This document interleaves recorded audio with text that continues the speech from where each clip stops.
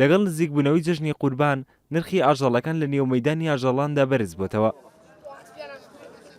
بە پێوتی ئاژەڵ فرۆشان لەم ساڵدا هاوڵاتیان خواستیان لەسەرەوە ئاژەڵانەیە کە لە جۆری مەڕ و بەران و شەک و وڵاخن کە نرخی کیلۆیەک بەر لەم ساڵدا 6500 دینارە لە کاتێکدا لە ساڵی ڕابردوودا نرخەکەی تەنها 4500 دینار بووە. نرخی کیلۆیەک بەرانیش دەکاتە 7000 دینار کە ساڵی ڕابردوو نرخەکەی 6000 دینار بووە. نرخی کیلۆیەک شەکیش دەکاتە 7500 دینار لە کاتێکدا لە ساڵی ڕابردوودا نرخەکەی تەنها 6000 دینار بووە. نرخی کیلۆیەک وڵاخیش دەکاتە 7500 دینار کە ساڵی ڕابردوو نرخی کیلۆیەک تەنها 6000 دینار بووە.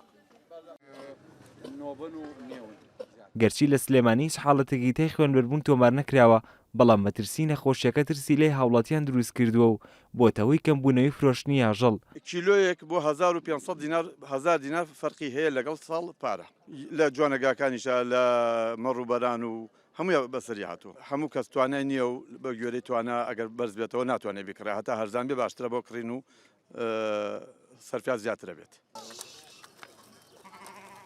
بەشێکی زۆر لە ئاژەڵەکان لە ئێران و سووریا و دێنرێ ناریمی کوردستان کە 1500 دینار نرخیان لە ئاژەڵی ناوخۆ زیاترە.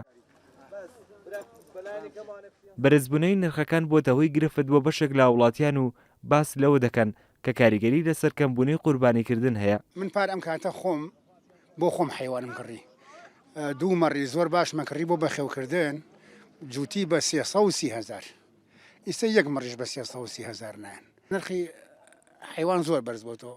ساڵانی پێشوون نەماوە هەموو فرۆشتی هەموو بە تاڵان فرۆشتی ینی خەڵی بار بوو.